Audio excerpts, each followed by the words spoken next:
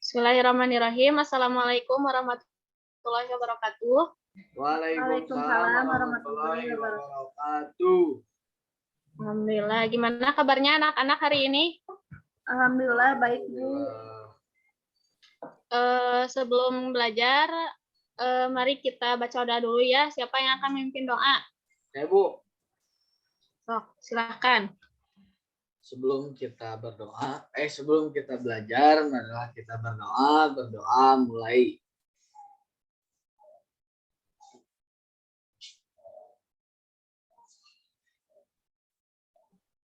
Berdoa selesai. Alhamdulillah.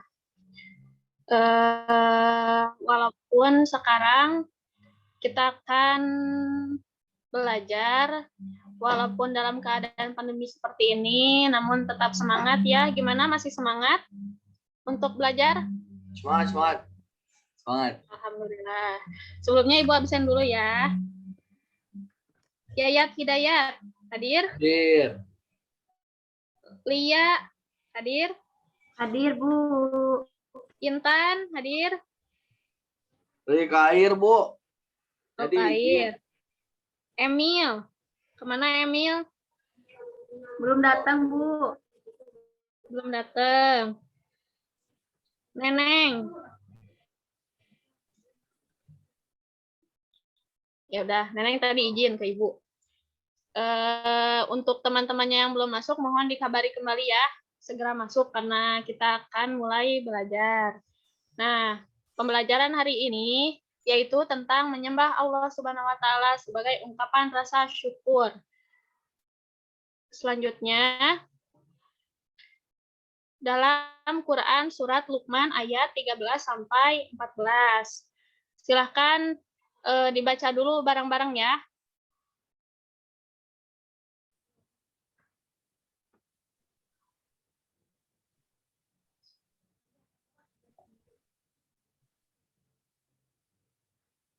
Sudah. Di sini menganalisis dan mengevaluasi makna Quran surat Luqman ayat 13 dan 14. Dalam hadis, kewajiban beribadah dan bersyukur kepada Allah Subhanahu wa taala. Di dalam Al-Qur'an surat Luqman ayat 13 dan 14 ini kita dapat melihat dalam artian, dan ingatlah ketika Luqman berkata kepada anaknya di waktu memberi pelajaran kepadanya, hai anakku, janganlah kamu mempersekutukan Allah Subhanahu wa taala. Sesungguhnya mempersekutukan Allah adalah benar-benar kezoliman yang sangat besar, dan kami perintahkan kepada manusia berbuat baik kepada kedua orang tuanya. Ibunya telah mengandungnya dalam keadaan lemah dan bertambah-tambah dan menyapinya dalam 2 tahun. Bersyukurlah kepadaku dan kepada kedua orang tuamu. Hanya kepadakulah kamu kembali. Di sini kita dapat melihat, dijelaskan bahwa Allah Subhanahu wa taala memerintahkan kepada Luqman untuk menasehati anaknya. Di sini Luqman itu menasehati anaknya untuk selalu menyembah hanya kepada Allah Subhanahu wa taala. Jangan pernah mempersekutukannya karena itu merupakan kezaliman yang sangat besar, dan harus berbuat baik kepada kedua orang tua. Berbuat baik kepada orang tua dan selalu bersyukur kepada Allah. Itu merupakan wujud dari bersyukur kepada Allah. Next. Lalu kita lihat di sini ada tajwidnya. Nah, mari kita lihat di sini ada qola. Qola itu berarti apa? Mad tabi'i. Mad tabi'i ditandai dengan fathah yang diikuti dengan alif. Lalu ada yang iduhu ya bunayya, merupakan mad silah qasiro, di mana ditandai dengan libnihi, maafkan. Itu adalah qalqalah sugro. di mana ditandai dengan huruf ba bertanda sukun di tengah kata. Lalu ada kata yang iduhu ya bunaya.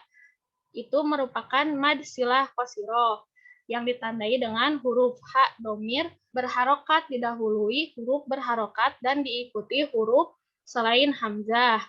Lalu ada lazulmu adimun. Itu merupakan mad arid lisukun yang ditandai dengan mad tabi'i dibaca waqaf. Jadi di akhir kalimat ya. Wahunna ala yang merupakan izhar holki yang ditandai dengan tanwin diikuti huruf ain. Next. Selanjutnya kita akan mempelajari kosakata baru.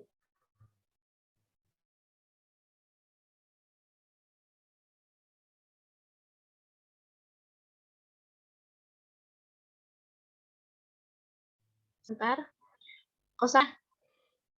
Speakernya. Mic-nya, maaf. Yayat, silakan. Nyalakan mic-nya. Yuk, Iya, Bu, apa, Bu? ikuti ya. Oh iya. Idza qala Luqman. Ikuti. Idza qala Luqman. Idza qala Luqman. Artinya ketika Luqman berkata. Ketika Luqman berkata. Artinya ketika Luqman berkata. Libnihi. Kepada anaknya. Kepada anaknya. Ya'iduhu. Menasehatinya. Ya bunaya, wahai anakku. Ya bunaya, wahai anakku. Al-insana, manusia. Al-insan, manusia. Nah, ilayya, kepadaku. Kepadaku. Masiru, tempat kembali. Tempat kembali. Baik. Kosakata ini tolong dihafalkan ya. Nanti pertemuan selanjutnya akan Ibu tes. Selanjutnya. Ya. Selanjutnya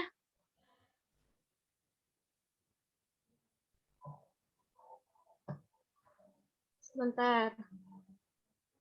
Selanjutnya yaitu ada share screen-nya?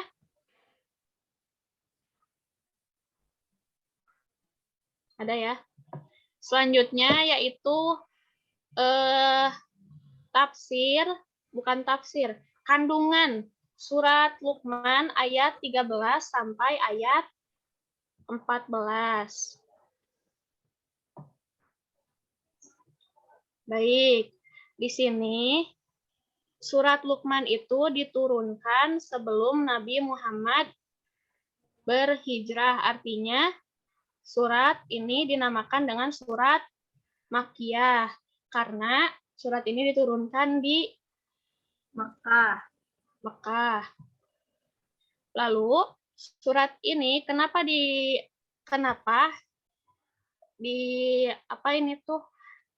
dinamakan surat ini dengan Luqman? Karena surat ini mengandung berbagai wasiat dan nasihat nasihat yang disampaikan Luqman kepada anaknya. Luqman disebut juga oleh surat ini adalah seorang tokoh yang diperselisihkan oleh orang Arab, yaitu karena tokoh ini mereka mengagungkan karena wibawa kepemimpinan ilmu dan kefasihan dan kepandaiannya. Ia kerap dijadikan sebagai pemisalan dan perumpamaan. Tokoh kedua, Luqman, yaitu dalam surat Luqman juga memulai nasihatnya dengan menekankan bahwa bahwa kepada anaknya bahwa dia diperintahkan untuk selalu menyembah Allah Subhanahu wa taala. Selanjutnya yaitu perintah untuk berbuat baik kepada kedua orang tua. Berbuat baik kepada orang tua itu merupakan sikap bersyukur kepada Allah Subhanahu wa taala, termasuk berbuat baik kepada orang lain juga. Nah, di sini ada dalam sebuah hadis diriwayatkan bahwa Rasulullah sangat memuliakan seorang ibu, bahkan seakan-akan jasanya berlipat 3 dibanding ayah. Berterima kasihlah kepada manusia termasuk orang tua merupakan bagian dari ungkapan rasa syukur. Ada yang tahu hadisnya? Ininya hadis yang mengatakan Luqman itu menanyakan kepada Nabi Muhammad siapa orang yang harus dia muliakan. Ada yang tahu nggak? Aduh, Bu, lupa lagi, Bu. Apa? Lupa lagi. Coba Lia, kayaknya tahu, Lia. Nggak tahu, Bu, lupa lagi. Ada di sini. Ini diriwayatkan oleh bakti kepada orang tua. Banyak hadis yang telah diriwayatkan, diantaranya adalah sabda Rasulullah SAW yang artinya dari Abu Hurairah radhiyallahu anhu, dia berkata, seorang laki-laki datang kepada Rasulullah SAW sambil berkata, wahai Rasulullah, siapakah orang yang paling berhak aku berbakti kepadanya? Beliau menjawab, ibumu. Dia bertanya lagi, kemudian siapa? Beliau menjawab, ibumu. Dia bertanya lagi, kemudian siapa lagi? Beliau menjawab, ibumu. Dia bertanya lagi, kemudian siapa? Dia menjawab, ayahmu. Dalam hadis ini kita bisa melihat ya bahwa Rasulullah itu sangat memuliakan ibunya, bahkan seakan-akan jasanya berlipat 3 dibanding ayah. Maka dari itu kita harus menghormati kedua orang tua, khususnya ibu. Karena apa? Karena ibu yang telah mengandung kita dengan susah payah, lelah, dan bertarung ya antara hidup dan mati saat melahirkan. Lalu harus berterima kasih kepada manusia, karena itu merupakan ungkapan dari rasa syukur kepada Allah Subhanahu wa taala dalam bentuk hati ya, dari hati merupakan bersyukur. Baik dalam bentuk ibadah ritual seperti sholat atau yang lainnya seperti menjaga kesehatan dan lainnya, itu merupakan ungkapan rasa syukur kepada Allah Subhanahu wa taala. Baik, selanjutnya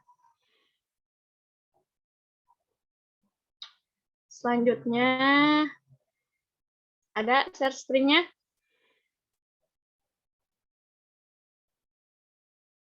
Sebentar. Nah, selanjutnya yaitu kaitan antara beribadah dan bersyukur kepada Allah Subhanahu wa taala dalam Quran surat Luqman ayat 13 sampai 14.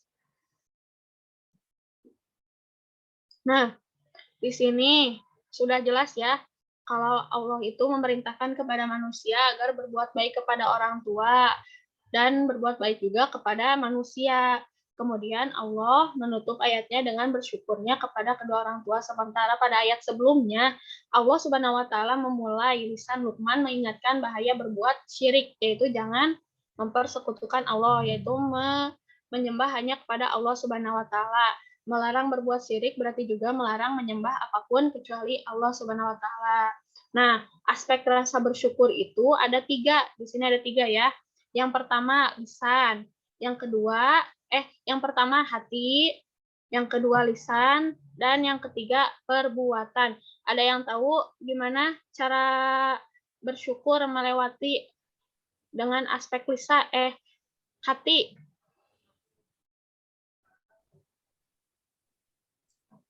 Itu ya yang tadi ya. Nulis dada, Bu. Alhamdulillah.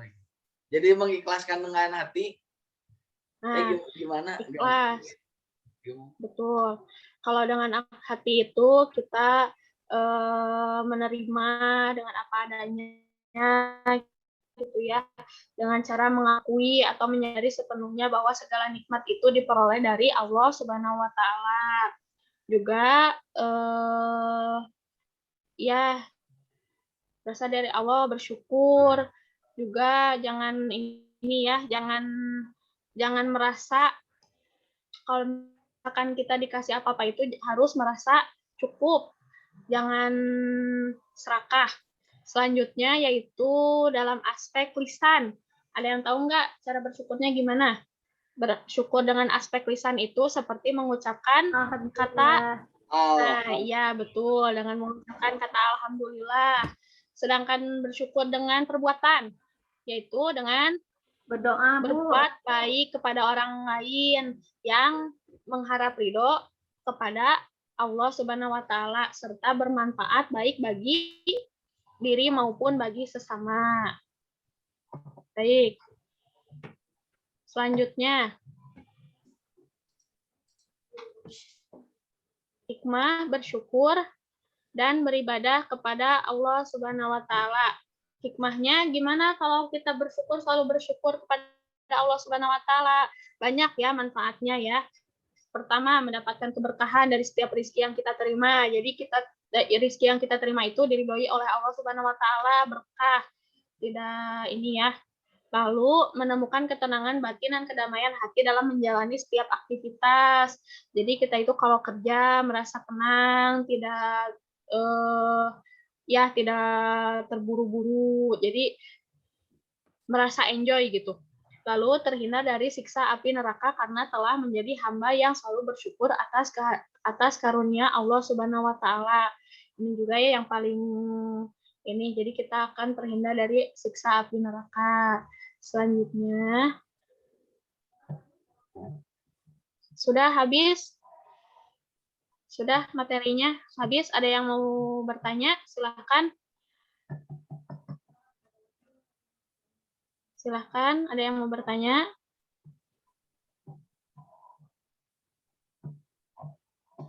Ini Bu, aku mau nanya dong. Silahkan. Kalau misalkan tadi kan bersyukur. Nah, bersyukur tuh ada 3, ada hati, ada lisan, sama perbuatan. Kalau misalkan tidak sama ketiga itu, apakah bersyukur masih ada bagiannya enggak? Bagiannya bersyukur bisa dengan hati, lisan, dan perbuatan. Kalau misalkan tidak termasuk dalam aspek ketiga ini gitu. Iya. Kalau tidak dalam 3 aspek ini, pasti bersyukur itu melibatkan 3-tiganya.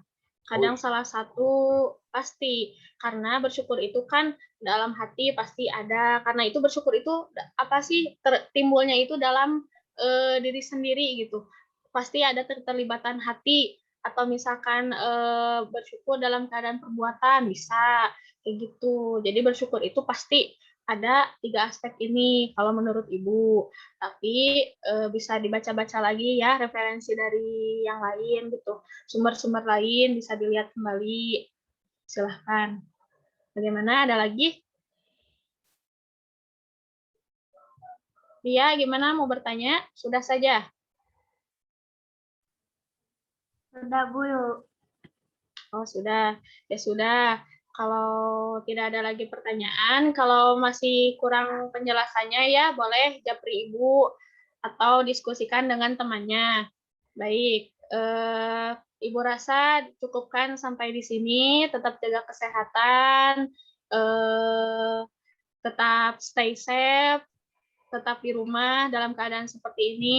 Jangan lupa banyak makan, banyak minum vitamin, banyak minum air putih. Dicukupkan sekian. Wassalamualaikum warahmatullahi wabarakatuh. Waalaikumsalam warahmatullahi wabarakatuh. Terima kasih Bu. Terima kasih, Bu. Sama-sama.